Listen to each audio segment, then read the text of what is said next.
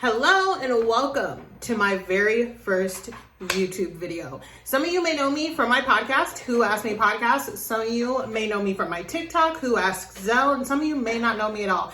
Either way, I'm so happy you're here and joining me for this new YouTube journey. We're just going to start this off with a get to know me video. I'm going to just tell you some facts about myself so we can get better acquainted if you don't know, and we'll go from there. Honestly, I was going to put on a little cute shirt for y'all, but we're going to be vlogging. Y'all are going to see me look worse than this. Let's see some facts about myself. I'm 31. I am an Aries. My birthday is March 30th. I'm an Aries sun, and then I'm a double Aquarius. So I'm a Aquarius rising and moon. Somebody described that one, says what you see is what you get, and that really is me. I was born overseas, so I think the reason I'm so obsessed with like TV, pop culture, all of that stuff is because I didn't have it. Like when I first moved to the States, I had no clue who Britney Spears was, none of that shit. I live in North Carolina with my husband, but we are originally from St. Louis. Let's see here. A lot of people ask me if I would ever go onto a reality TV show. I would. Probably like 10 years ago, I think I was like 21 or 22. I did try out for The Real World, but there's a whole story there. I would now, being this age, I would go on like, I feel like a challenge type show. Like I wouldn't do Survivor, okay, because I'm not living outside. I will do a challenge, but then you need to take me back to the air conditioning. You need to take me back to the home, the living quarters with showers, not even one shower, showers, okay? Let's see. I used to be a hairdresser. I actually went to cosmetology school about a year after I graduated high school. I tried to go to community college for a little bit and figure out what I really wanted to do, and it was hair. So I went to cosmetology school. I graduated within the year time because I didn't have no extra money to stay there. And I did hair for about 6 years after that, all throughout cosmetology school and throughout my hair journey, my hairdressing journey. I bartended and served. So after I stopped doing hair, I was a full-time bartender in nightclubs, bars, all of those things. And I did that I was in the service industry for a solid 12 years until recently. The pandemic just really wore me out. The last 5-6 years or so of me being in the service industry, I was a restaurant manager. We could go on for days, and if y'all want to hear stories one day, we can definitely make a video about that. I love the beauty industry, and I won't say where I work now, but I do work in a salon now. I'm not behind the chair or anything. I don't take clients anymore. Still have my license, but doing clients it's not where my heart is anymore. Pretty much how I got there of not wanting to be a hairstylist anymore was just burnout. Honestly, I worked at a salon in a very popular makeup store, my first salon job out of cosmetology school. And it was a lot. I learned a lot. And then I went to another salon that I don't know if they have these anymore, in a department store. And that salon was a good experience. Just because there was a little bit more leeway and more for me to do, more people for me to learn from also. And then after that, I actually got the opportunity, and I'm going to date myself a little bit here. I got the opportunity to work with the salon that did the then St. Louis Rams cheerleaders hair and makeup, and that's what I really wanted to focus on, was traveling and doing hair and makeup and things like that. I actually had a blog back in the day, like a legit blog where I typed things and uploaded pictures and how to do this type of updo and things like that. But yeah, I worked with that salon that did the Rams cheerleaders hair and makeup we only had one season. That was the last season that they were in St. Louis before they moved out to LA. But then I stayed with that salon because they did a lot of traveling for weddings. So they did a lot of weddings. I got a lot of more experience there. However, it was burnout. I was in a really bad situationship. paired with the work environment there just not being great, and then working in nightclubs. When I tell you I used to work 7 days a week, like probably 14 hours a day altogether and got no time to myself. Wild. So I actually quit my jobs and moved in with my mom, moved cross country, moved in with my mom all within a month. And that's a whole experience within itself. I had to like get my mind right, all of those things. I don't believe that we as humans are meant to just do one thing, like have one career path. And obviously people do. That's what we're supposed to do. But I don't think that people have to. I think that it should be, more common for people to just switch career paths, because there's been a lot of things that I want to do throughout my life. Like I wanted to do hair and makeup for a while. I wanted to be a hairdresser for a while, so I did that. I will say this confidently. Did I ever want to be a restaurant manager? No. I never was like, oh my God, I really want to be a restaurant manager. It kind of fell in my lap everywhere I worked. I was like lead bartender, lead. And so then when I was getting out of hair and the opportunity came to me like, oh, would you want to be in management? I jumped on it. And I will say at this point in my life, it's hard for me switching career fields because I am a well-paid restaurant manager. Like I'm with my resume, the resume that I have, I could go and get a very well-paying restaurant management job. However, I do not want to. So it's kind of a compromise, and I'll just kind of touch on this a little bit.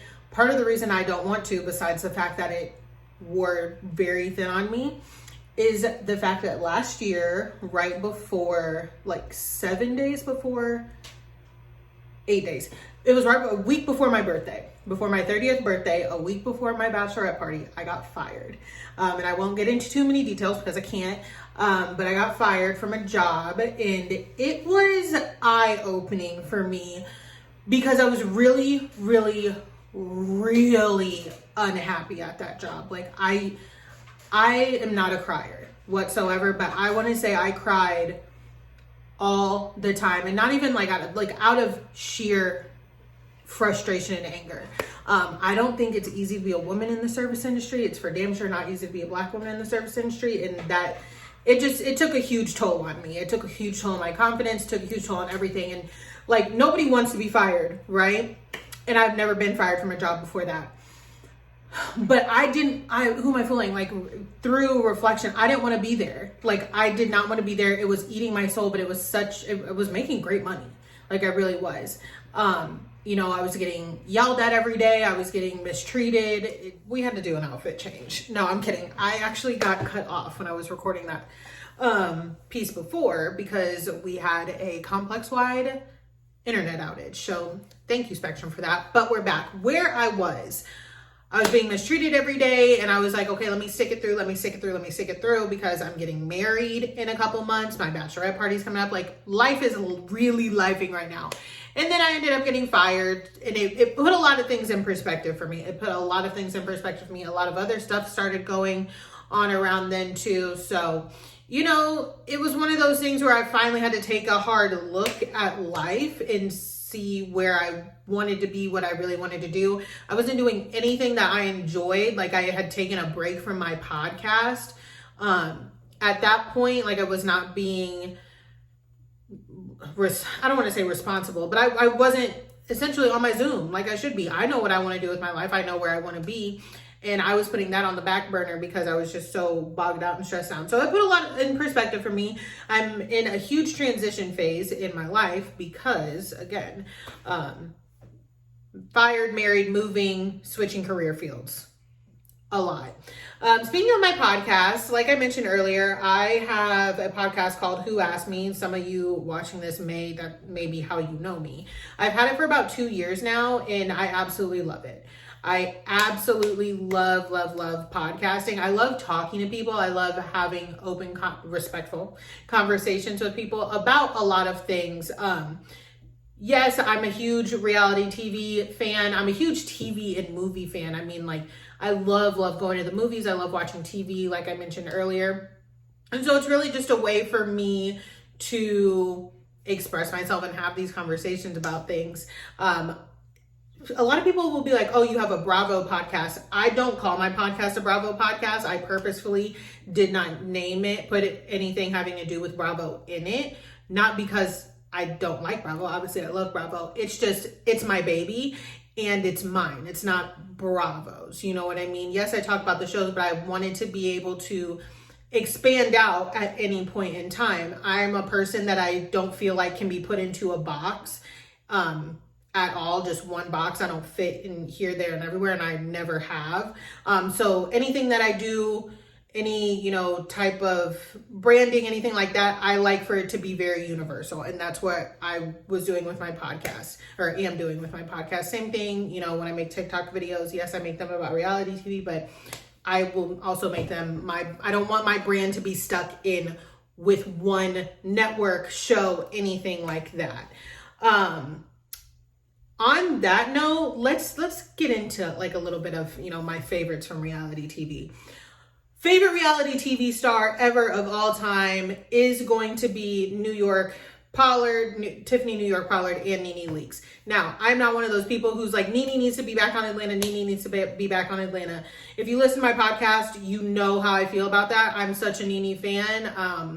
I say this all the time. I joke. I'm like, the reason my mouth is slick is because NeNe Leakes. That's not true all the way. My mom is a Gemini. That's a big reason my mouth is slick. But a lot of the things that I say and a lot of things that I do in the way that, you know, I process, I feel like certain, you know, shade conversations does attribute back to NeNe Leakes and Housewives, is because I've been watching it for so long.